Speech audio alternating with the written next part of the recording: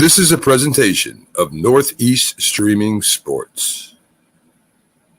If you like the sweet science, get ready to talk boxing on the Gloved Fist podcast with top boxing writers Frank Lotierzo and Jack Hirsch.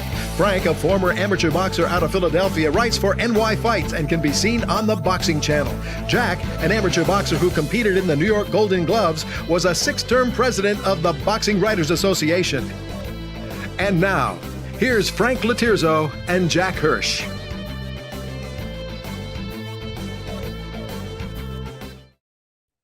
And we're back. Welcome to Glove Fist. My name is Frank Lotierzo, former fighter, part-time writer, full-time observer, joined by co-host Jack Hirsch, former 6-term president of the the Boxing Writers Association of America. Jack, we have a lot to talk about. A lot happened over the weekend in the sports world exclusively. Basically, so many things happened. Let me just get rid of the pain. It sucks being in Philadelphia when you're not a Phillies fan, an Eagles fan, and when you're a hardcore college football fan, and the team that you loathe the most is dominating. I have nowhere to go. Frank, it's not looking good for your Ohio State on a nice run, maybe on the way to the national championship. Phillies in the World Series, Eagles unbeaten. You know, it's raining in Philadelphia. Why the heck are they playing the game tonight? It's not raining yet. I'm looking out my window right now. It's still pretty dry, but they're talking about postponing the game. Frank, if they play the game's going to end close to 1 a.m, if that. Time they start a main event in boxing. And the fans will sit there, Jack, and they'll love it. It's the World Series. My picks as far as sports go. Oh, Joe Bergman just posted the game has been canceled. Okay, Joe. You know what I wish they'd cancel? The World Series. How about that? Yeah, it's a little late in the year, but team sports, baseball, football, basketball, hockey, even tennis, just about every sport, soccer, it's seasonal. Boxing is the one sport that goes around and around and around. There's never any such thing as an off season, which makes our sport kind of special. And Jack, speaking of that, one of the better known, I guess we could call Lomachenko a superstar. He fought this past weekend against an unknown, undefeated opponent in Jermaine Ortiz. Jermaine Ortiz. It was on ESPN Plus. He won. He didn't look great. The time may be slipping through the hourglass. Did you see the fight, and what did you think? I did. I had Lomachenko winning 116, 112. Ortiz got off to a great start. I gave him 3 of the first 4 rounds. He was animated. He was psyched. You ever see a team come out flying? That was Ortiz. He came out all out. But 12 rounds is like a marathon. And Ortiz had never been 12 rounds before. Lomachenko had been the distance a number of times. So Lomachenko wasn't panicking, but Ortiz threw everything at him. You know what it reminded me of, Frank? Of the New York City Marathon that's coming up this Sunday. And it reminded me of the runners in the marathon. We're talking about the really good runners. They tear out in the beginning of the race, and they have a nice lead by the halfway point. They're even ahead at 18 miles, but you know that they're going to fade. And you know the more experienced runner, the more established runners who've been there before, they're eventually going to overtake them. And that's what happened, the second half of the fight. From the 5th round on, Lomachenko started to come on, but after Ortiz looked good for the first 4 rounds. Jack, the big issue was Lomachenko has been in 15 title fights. He's fought great opposition. And I didn't see him having a problem. I scored it roughly the same way you did. I didn't keep a tally, but I had him down early. He came back. It was the experience. He knows what to do. But, Jack, he was in there with a guy, even though he's only 26 or 27. Lomachenko's 34. He was fighting a tall guy who could jab, who could put his punches together, who gained some confidence early in the fight. And he gave Lomachenko a hard time. But what makes Lomachenko is he bared down. When it got close and he realized the money was on the table, he picked it up. And as far as I'm concerned, Lomachenko won the fight in rounds 10, 11, and 12. He was the aggressor. He initiated the exchanges, and he got the better of most of them. And to me, not only was Lomachenko the better fighter, but to me, the big difference in this fight was his experience, and he wanted it more. But, Jack, I think there are signs that the sand is slipping through the hourglass as far as Lomachenko being dominant as a lightweight. And don't be surprised. I haven't run this to you before, but I've said all along as we've been doing this show, that Floyd Mayweather will challenge Lomachenko with Tank when it looks like it's the right time. Oh, I think we're close to that. We're close to that. You know, there are a couple ways to look at Lomachenko's performance. Was it just a stage in training? Because keep in mind what's been going on in his personal life. You know, he's serving in the military in Ukraine. Life hasn't been normal. So he's coming off the 10-month layoff. Lomachenko turned down the opportunity to fight George Kambosos in Australia. Had he been in instead of Devin Haney and things were normal in Lomachenko's life, there's a good possibility Lomachenko beats Kambosos. We don't know for sure, but a good possibility. He matches up with him a lot better than he does Haney.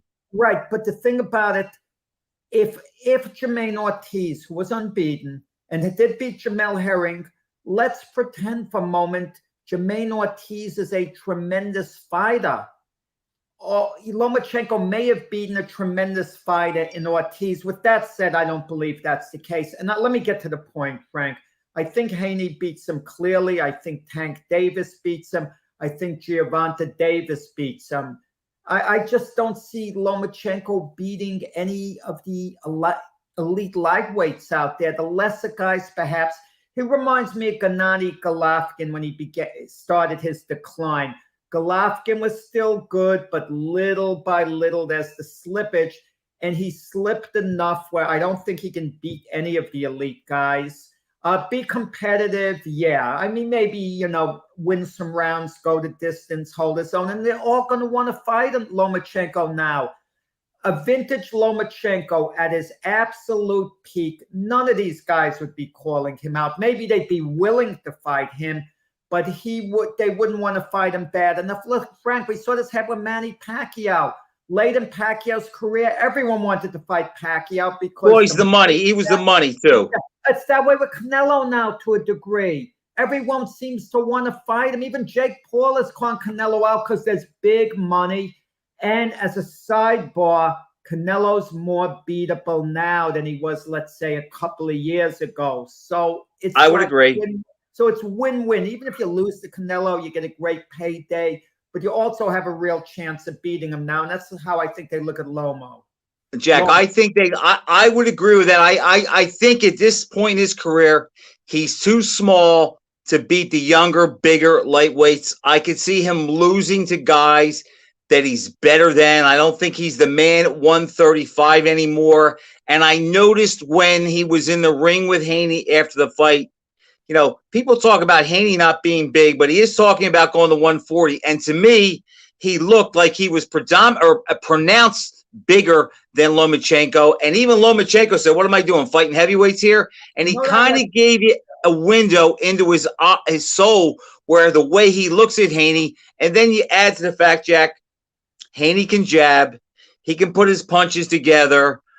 I mean, I posted after the fight that I thought it was a 50-50 fight, but after a couple guys pointed some things out, I rethought about it, and I thought, you know, it's probably not a 50 fight. It's probably more 55-45, 60-40. But I'll just say this, Jack. Lomachenko, because he desires to be great and he wants all the belts, and we know that he'll be better in his next fight than he was in this fight. Even though I think I would pick against him, it's hard to count him out unless it's Tank in my book. Frank, I'm counting him out. He doesn't beat Devin Haney.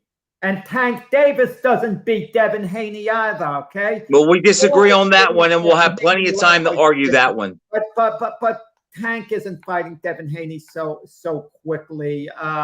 Tank might, you know, you have good insight. Maybe with Floyd Mayweather, if Tank could get a fight with Lomachenko, it's big business. And even Floyd might probably feel, you know, Tank could beat Lomachenko at this stage.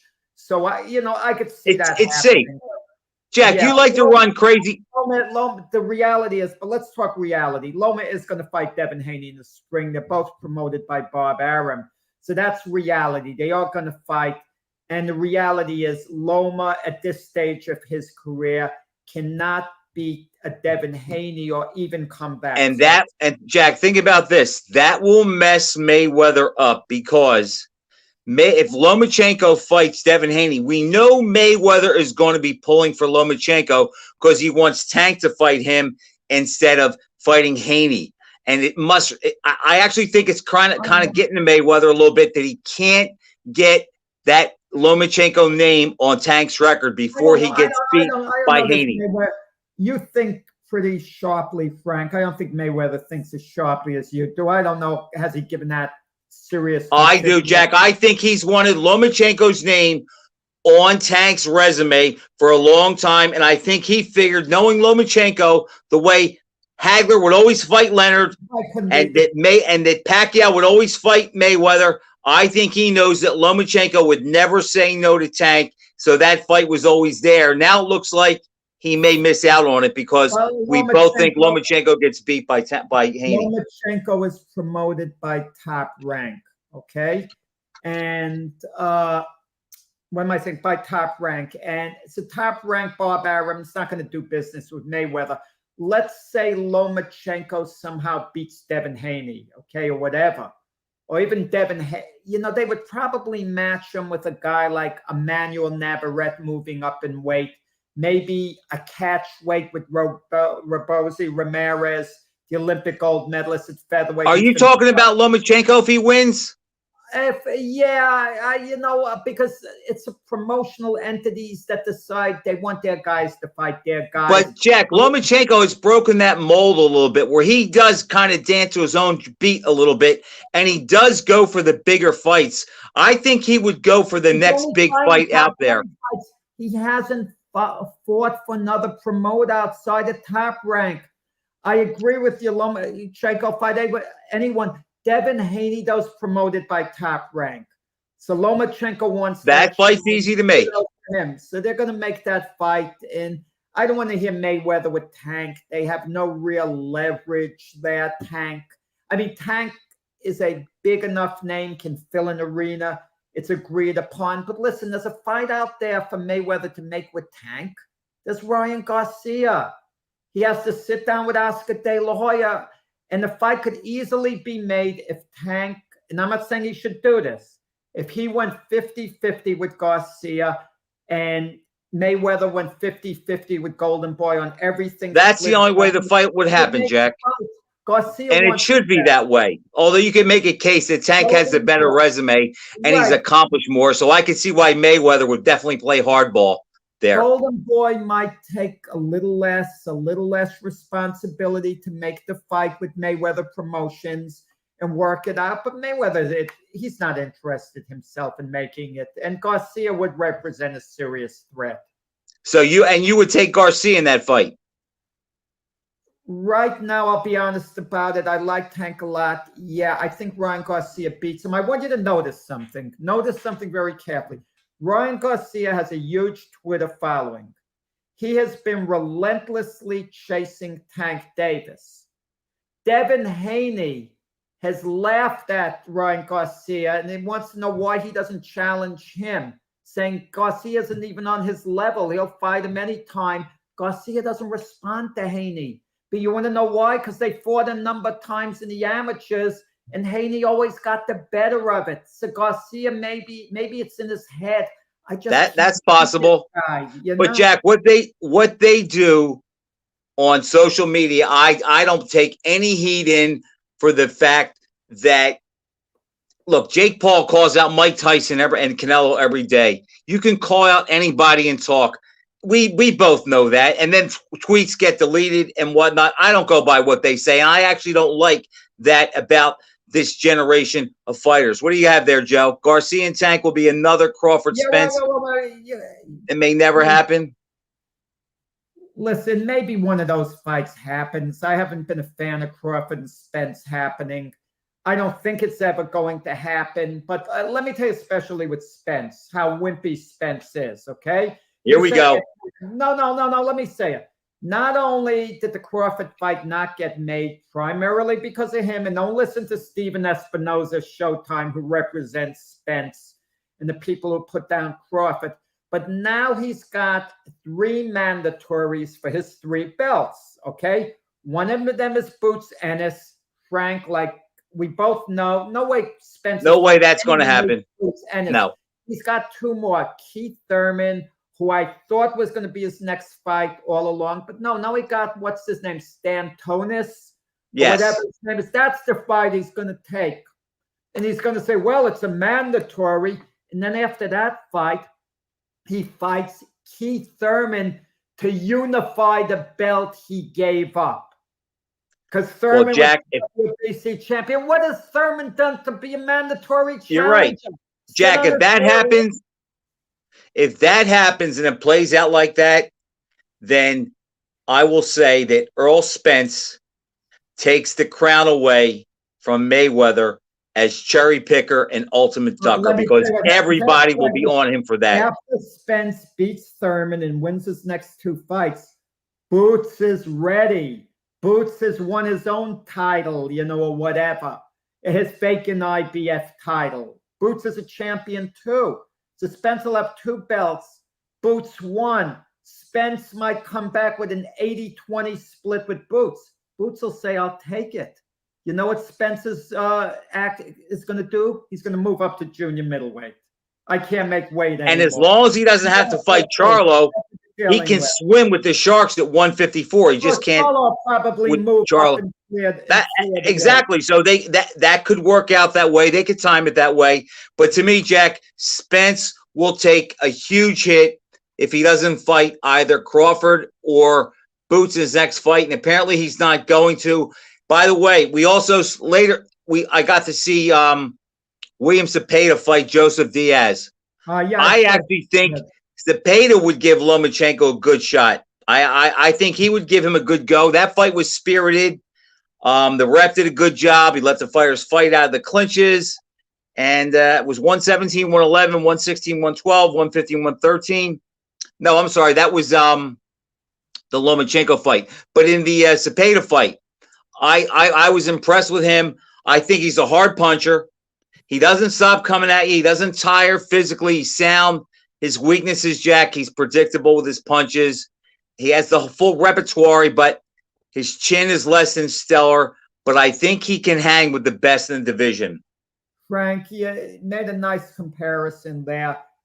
That's about where Lomachenko is now on Cepeda's level. A good, very good level. Don't misunderstand me, but just a little below the elite. Not quite there. He could maybe hold his own with them, compete with them, but he's no longer Lomachenko, the monster he was before. No longer the great fighter.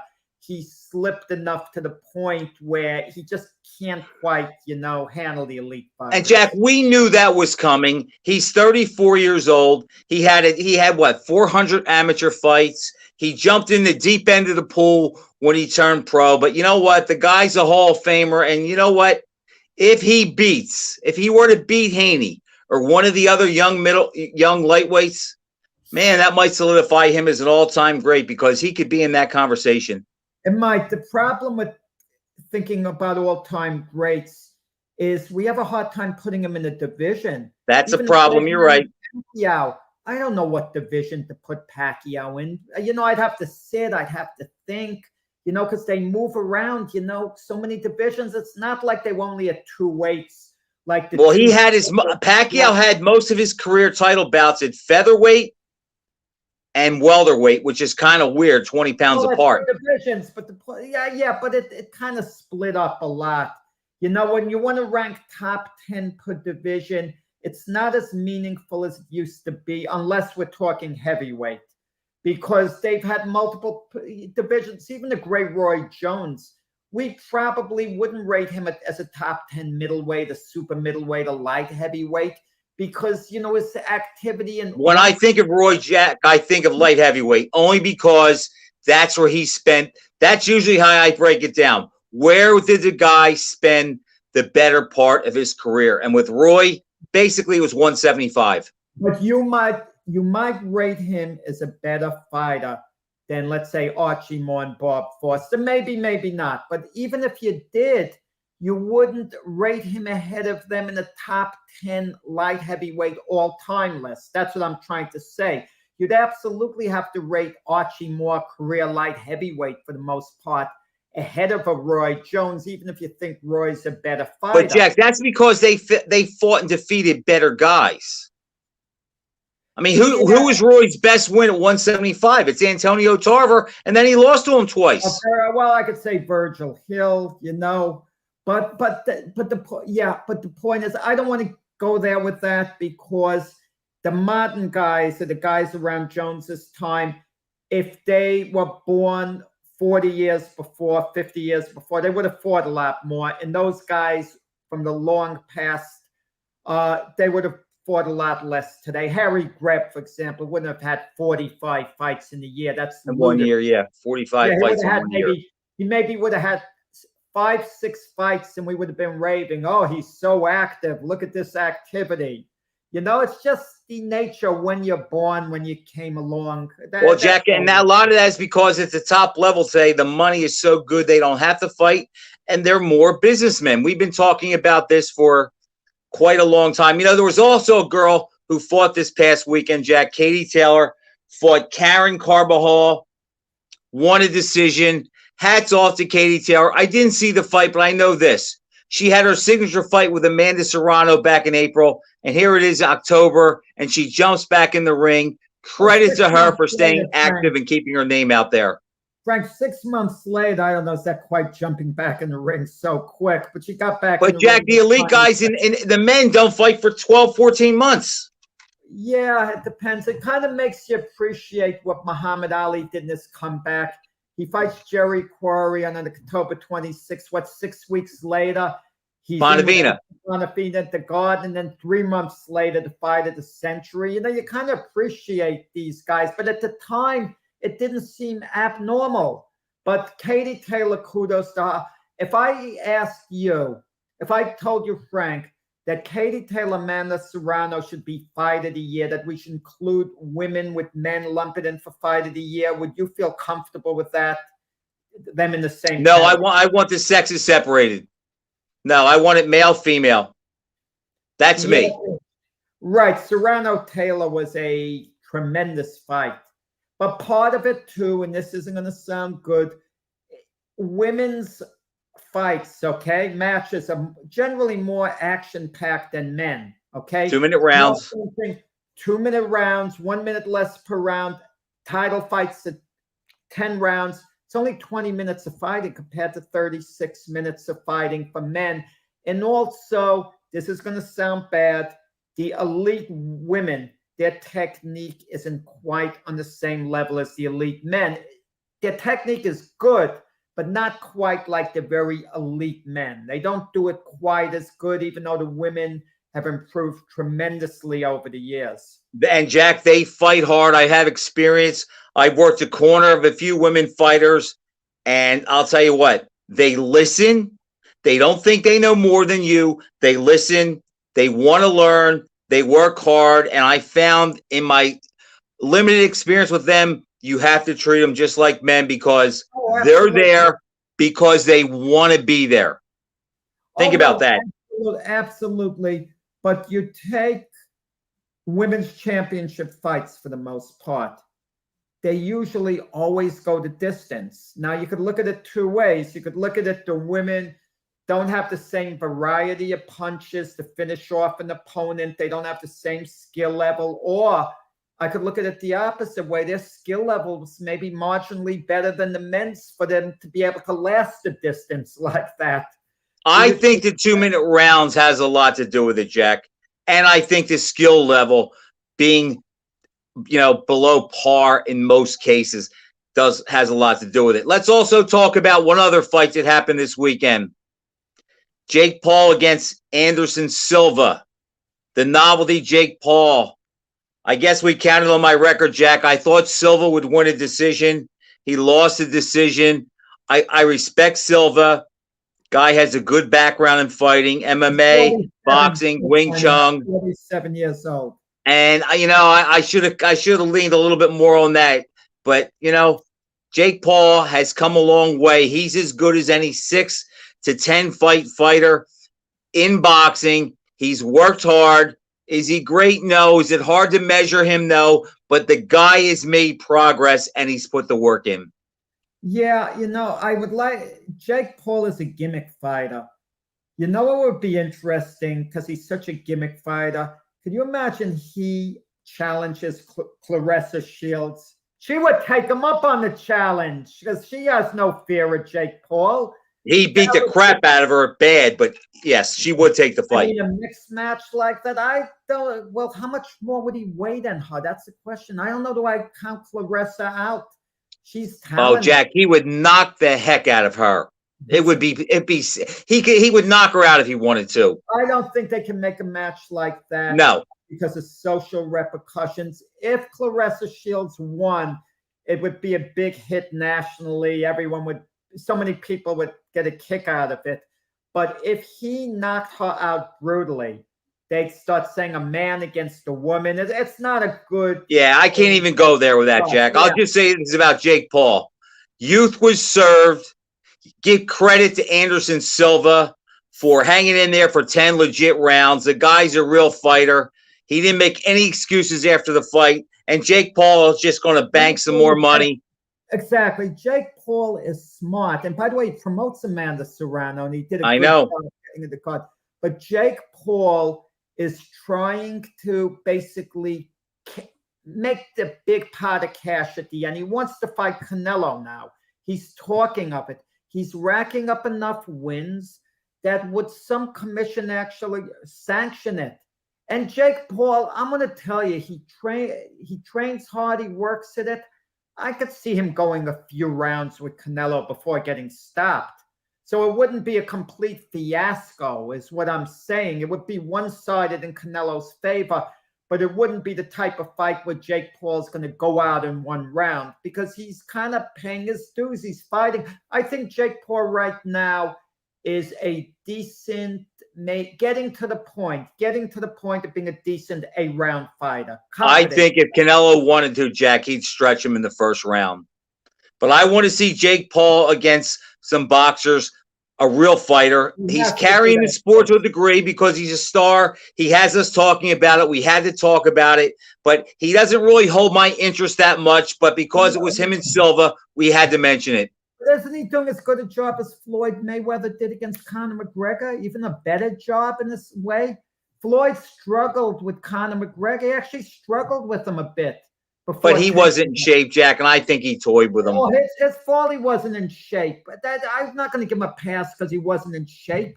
He should have. Yeah, Jack, I think those two had a deal. You don't hurt me, I won't hurt you, and we'll make a lot of money. They're even talking about doing it again, and people are stupid enough where they'd even buy it.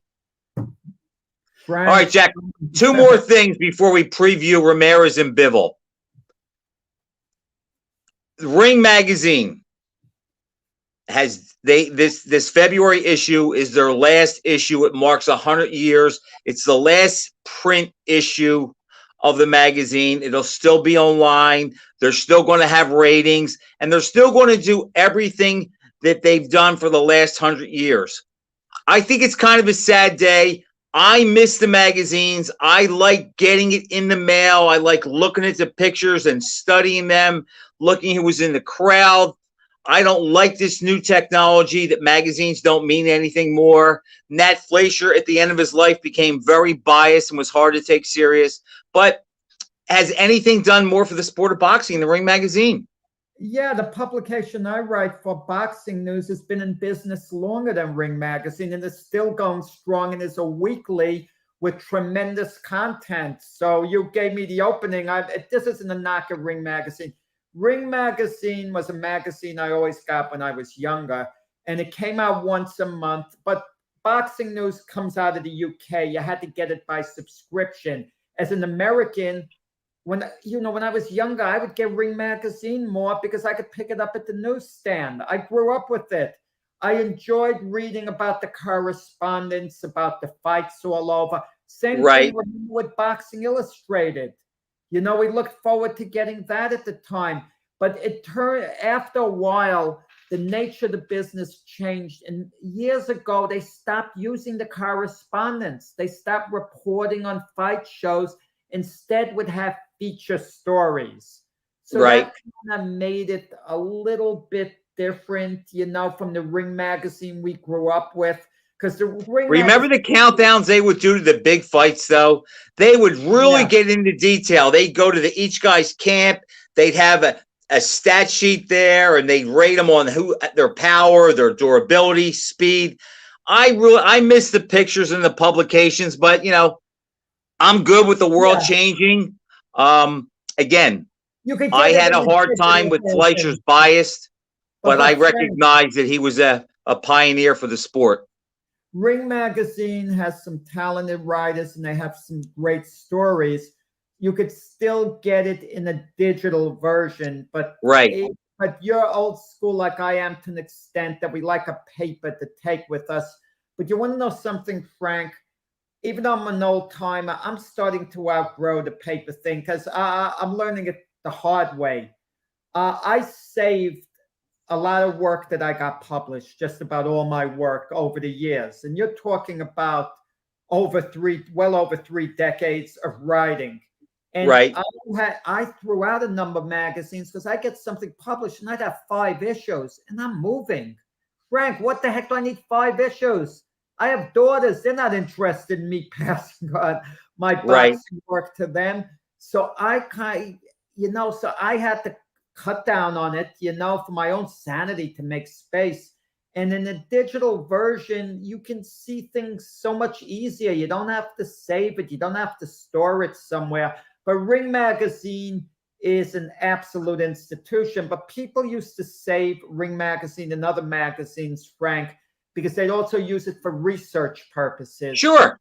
But we could Google these things in this. Yes, and the results sometimes were 3 months behind.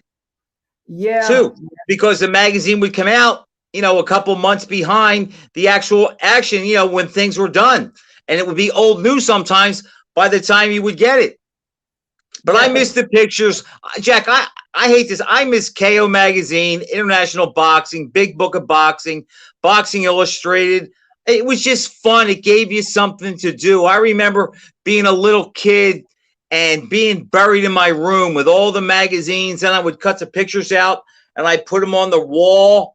And then my grandfather would come over on Sundays and I would tell him how Muhammad Ali could beat up Rocky Marciano, and he'd get mad at my father for letting me read those magazines where he thought they were saying that. He said, what do you let him talk like that for? But Ring Magazine is not out of business. They're just not printing the paper version. They're going digital. So Ring Magazine still is alive. So it's not as somber a day for me as otherwise. If Ring Magazine left the business completely, it would bother me. But I'd get over it quick enough. I wouldn't be happy about it, Ring Magazine. But they're still in business. And one other thing, Jack, before we get to breaking down Ramirez and Bivol. Today's the 30th anniversary of the arrival of one of the all-time great heavyweight champs. Today is the anniversary of the Lennox Lewis-Razor Ruddock fight. And to me, that was Lennox Lewis's arrival fight. I was not real big on him, and I wasn't sure about him. And I actually picked Ruddock to beat him because I thought if Ruddock could go 12 rounds with Tyson, he could handle Lennox Lewis. Jack, Lewis destroyed him, as we saw, with the right hand. And that pretty much set the trajectory for one of the all-time great heavyweight champs. And those 30 years went by pretty quick. Yeah, I didn't realize this was the anniversary fight. I remembered Lewis just blitzing him, in the second round, just nailing him and basically ending it after that. And you're right, based on Ruddock's 2 strong efforts against Tyson, the first fight was stopped in the 7th round. Most people And some people thought that was a little premature. I thought it was justified, the stoppage by Richard Steele, but a lot of people thought it was premature. And then they had a rematch, and Ruddock won the distance. Gave Tyson a good fight, may have even won up to 4 rounds in that fight. And but Tyson really worked him over and broke his jaw.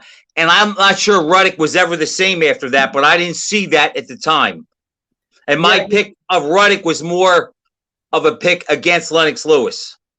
Yeah, Lennox Lewis is one of those champions who was appreciated more in retirement than when he was fighting. People never really seemed to give him his due when his career was going on, but then his career ended, and they looked and they said, Lennox fought everybody. He tried to fight Riddick Bowe. Bowe was the Errol Spence of his era, avoiding the Lewis fight.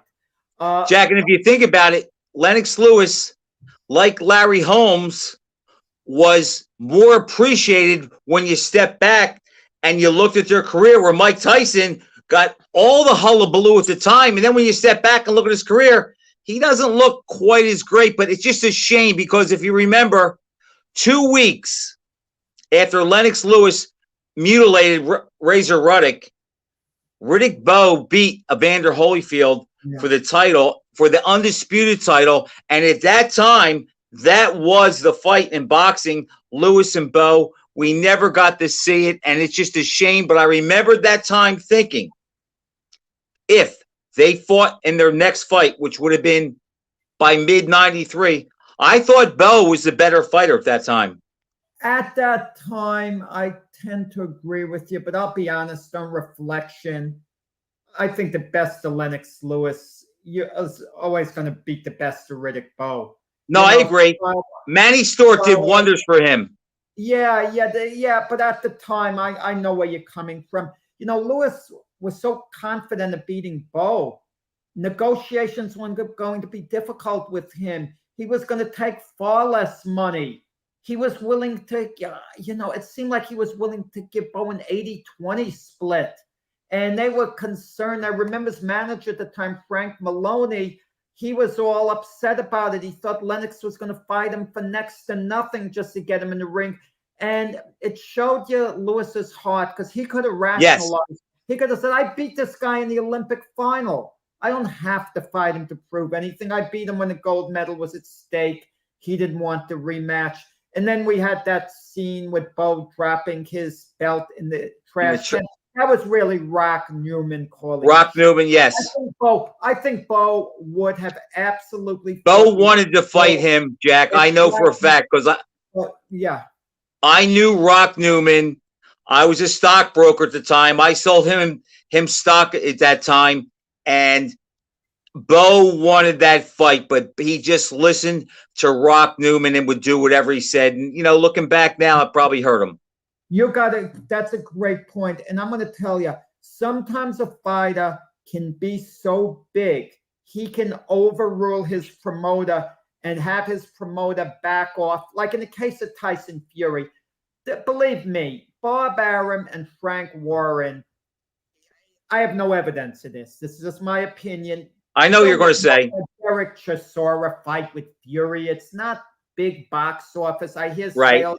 It's on going that well, but that's the fight Tyson Fury wanted. He wanted to fight someone. They're looking to get a safe fight. I believe Arum absolutely and Warren want him to fight Usyk. And as a further caveat in that, Usyk's managers Igor Klimas, who manages Vasily Lomachenko, he has a great relationship with Top Rank.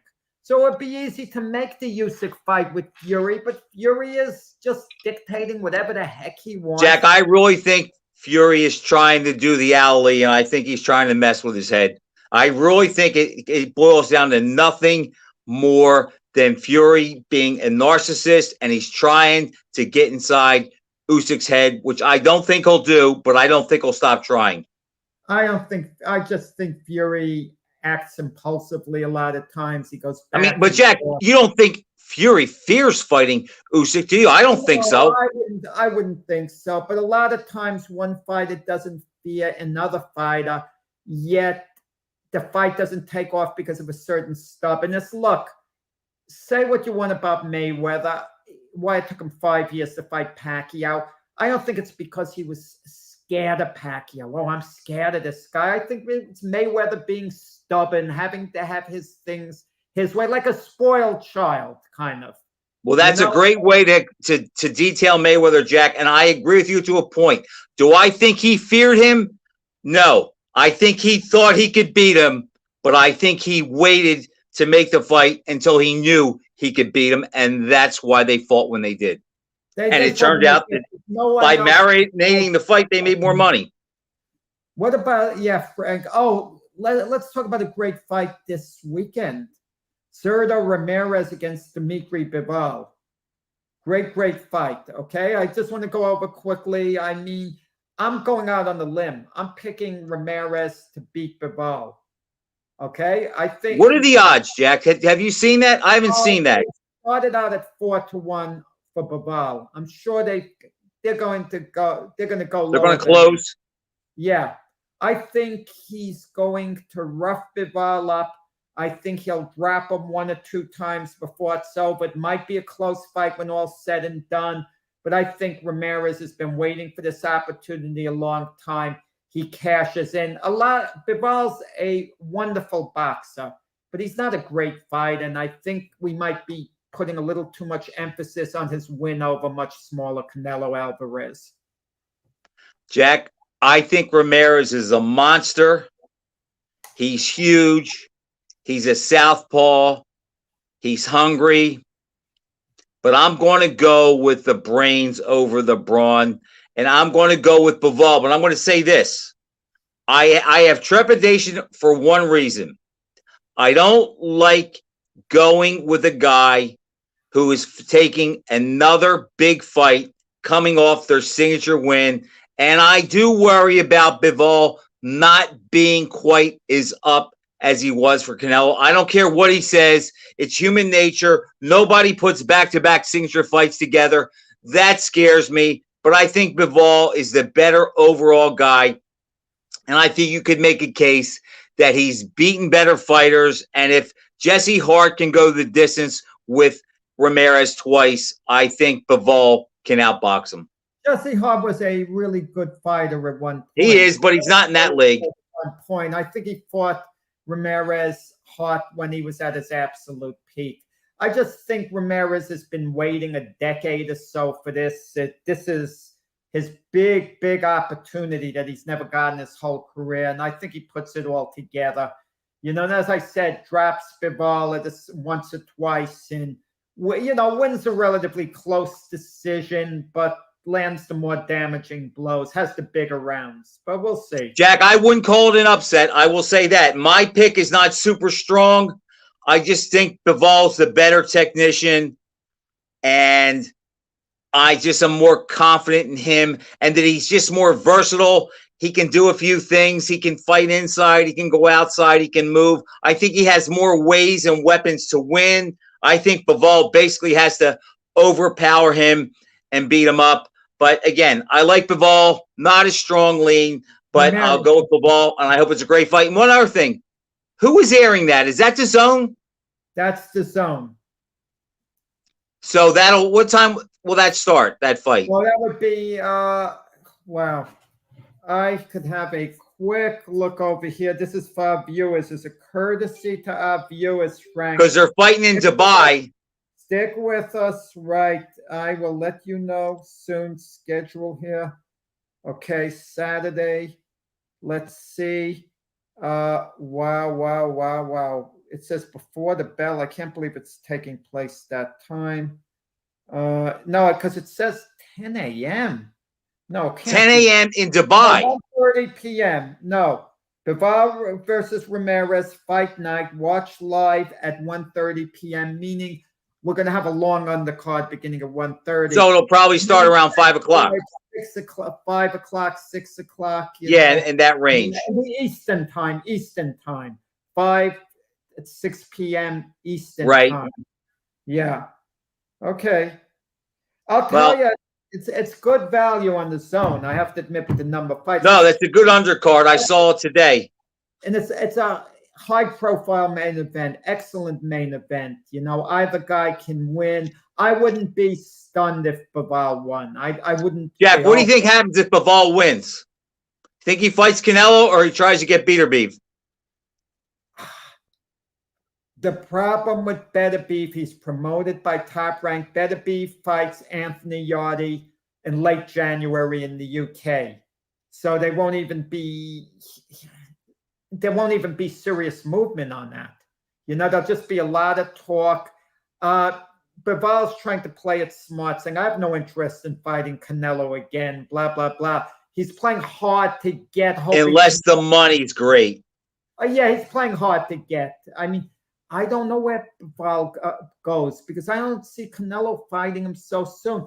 I would see Canelo, don't laugh, fighting Jake Paul sooner than he would Bivol because it would be easy money. And he figures a Bivol fight's always going to be there. If he does fight Bivol, Canelo might he might give him that big money, but he might make the terms so outrageous, like say, you got to go down to 165, like 10 pounds under, something crazy.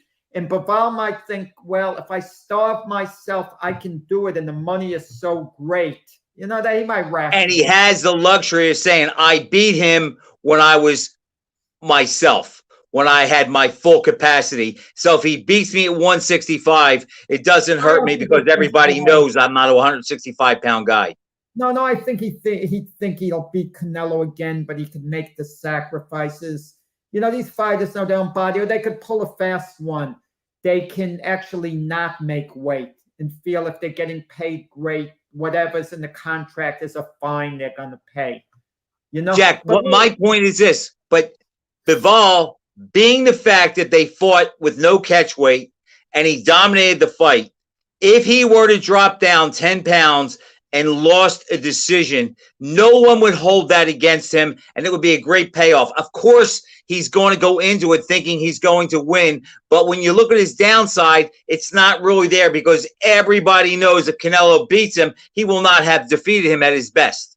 Well, Canelo's picking his spots. You know, he's avoiding for guys like David Benavidez. That's the fight I really want to see. But Canelo's avoiding it with all the excuses like, who the heck's David Benavidez? I love a fighter, and there's so few out there. I don't know if there's anyone out there. Lomo's talking a great game. I don't know, is he going to back it up? You know, with Haney just taking whatever money they give him. But the thing about it is, I love a fighter like of Canelo's stature to say, give me the hardest fights, sit down, get independent guys like you and me, Frank. Guy like Canelo should say, honestly, what would be my toughest fight that's reasonable within my weight? Don't tell me Usyk to move up to heavyweight. But that's a joke. What would be my hardest fight? Who do you think is most likely to beat me at a weight that I can fight in? David Benavidez. You would say Benavidez, and I'd tell him order Better Beef. I wouldn't touch Better Beef at light heavyweight if you're going to go there, Canelo. You can't beat him. I thought who would be the most legit guy for him to fight? Oh, well, he fought at light heavyweight. Better Beef's not legit because Canelo's not a light heavyweight. But he has fought Kovalev at light heavyweight and won the belt. Okay, he did. I would tell him, right. I would say I think Benavidez poses the greatest threat. And I go over a list of names. I'd say maybe Jamal Charlo, maybe Demetrius Andrade, but Andrade deserves nothing now. He doesn't deserve it because he's been sitting back doing nothing. He gets no sympathy from me anymore. But those are the guys I would throw at him. I would throw a dark horse at Canelo. I'd say, okay, what if you could fight at 160? Let Terrence Crawford move up in weight. Jack, come on. Terrence Crawford is no middleweight. He wouldn't. I don't even think he beats Jermell Charlo 154. You think Boots is too big for him? What do you think Canelo is? I didn't say Boots is a name too. If Canelo's at 160, Boots got a big body. Boots would probably say, "Yeah, give me $5 million. I'll fight Canelo. I'll get up to 156, 157, Boots would say, and it's a makeable fight. And Boots would represent a threat to Canelo, a He serious can't, Jack. He can't fight Boots with all the other guys out there. He can't do that. No, Canelo to shut the fans up has to fight Charlo or Benavidez. No, I'm saying who's the biggest threat to beat him? Who would be the hardest guy to fight? The most For Canelo?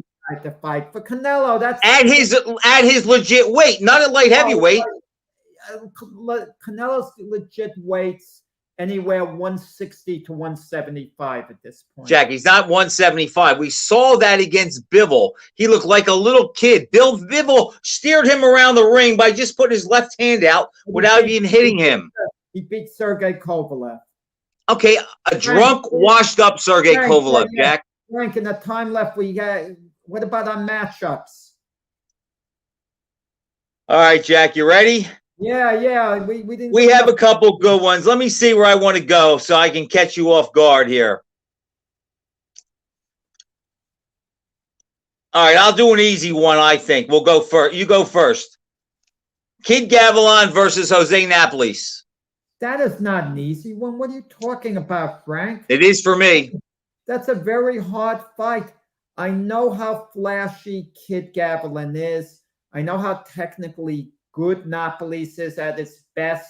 It would be a close decision. The kid's bolo punches would be avoided pretty easily by Napoles, who is a defensive master, in close. I see Napoles getting inside enough, smothering Kid Gavilan's attack and winning a close decision. Okay, good. I disagree. I see Napoles trying to get inside and Gavilan getting off and then turning and getting away and outboxing him. I don't think either guy knocks the other guy out. I don't think Gavilan has the punch to knock out Napoles, and Gavilan's chin is too good for Napoles to knock him out. I think Gavilan, who has better legs, who can fight on the move, would make Napoles chase, and I think he would counter him and pick his spots and tie him up when he didn't want to fight. So I'm glad we disagree on that one. You like Napoles. Are you talking close decision from your end? 9-6, 10-5. Is that close? Yeah, that's a rest somewhat, but I think I would go with Napoles in a fight like that, 8-6-1, 9-6, old 15-rounders. Yeah. And I also think, Jack, I could see Gavilan pulling out a close win as well. Based on who they fought, Gavilan's underrated strength, his flashy style, and the fact that he could hang with Sugar Ray Robinson for 10 and 15 rounds, I don't think anything Napoles brings to the table would be something that Gavilan could not neutralize and overcome. And I know, and I'll tell you something else too. Gavilan had another secret weapon besides the bolo punch. He did the front foot shuffle. Didn't you hear what's his face say that the other night? Timothy Bradley. He was talking about the front foot shuffle. Did you ever hear that? What's this new jab? The swivel jab. And the swivel jab, and Andre Ward was in on it, and Joe Tessitore parroted it. I can't stand that crew, Jack. I'm learning so much from those guys, Frank. They should listen to us. We'll talk about the circular hook. They're all circular, basically. But it's like, and they even showed the swivel jab. Oh, yeah, there's that swivel jab. I didn't see anything different than a jab. I don't know. Maybe I'm getting old. My eyes are bad. All right. So finally, we disagree on Napoles and Gavilan. How about, here's a fun one. Tommy Morrison versus Andrew Galata. Galata's a head case. If Galata could, Morrison could look at him the wrong way and Galata might check out. I mean, Galata could be dominating him, get disqualified. Jack, he was an odd case. I was at his fight when he fought Michael Grant, and he dropped Grant, I believe, 2 times in the first round. And I remember thinking, there's no way Grant gets out of this fight. And then Grant stops him in the 9th round. The last round, it was 10th round. Actually, the 10th round? Yeah. I was at that fight in AC too.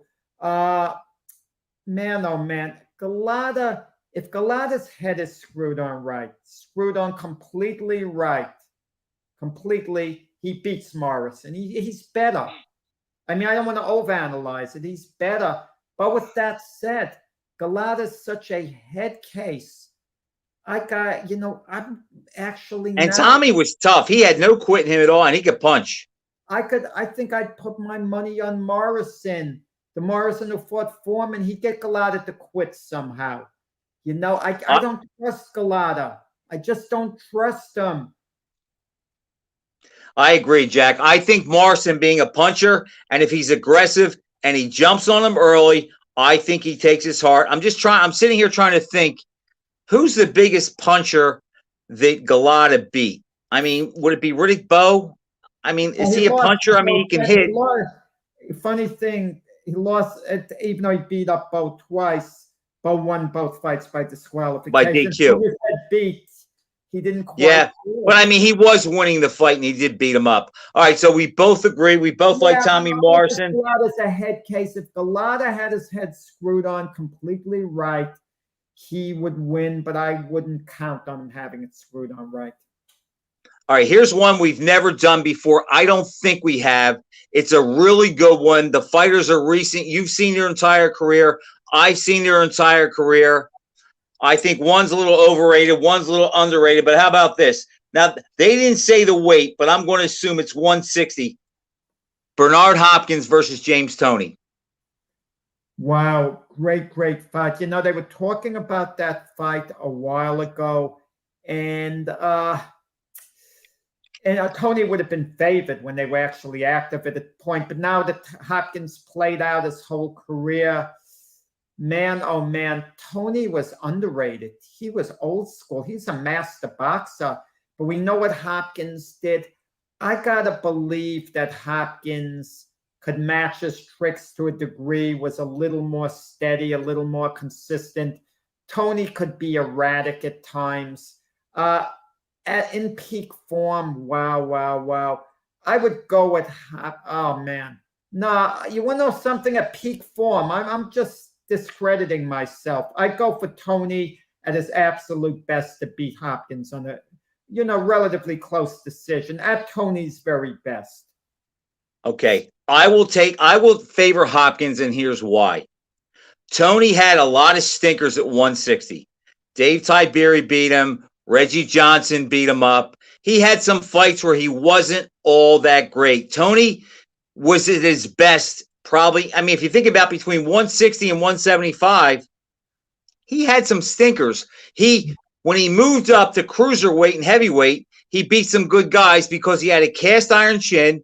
He was quicker than them, smarter than them, and they could outbox him. But since we know Toney and Hopkins is going to go the distance, I think Hopkins can take advantage of Toney looking for opportunities to counter. I think he could slow the fight down to a walk, make it ugly, and win just enough rounds. I think you can count him being better conditioned. I actually think Toney is more gifted, but I think Hopkins has the better ring IQ and could shut him down. Toney at his absolute peak. That's what I'm talking about. At his very best. All right, so his best fight at middleweight, would you say, would be Michael Nunn?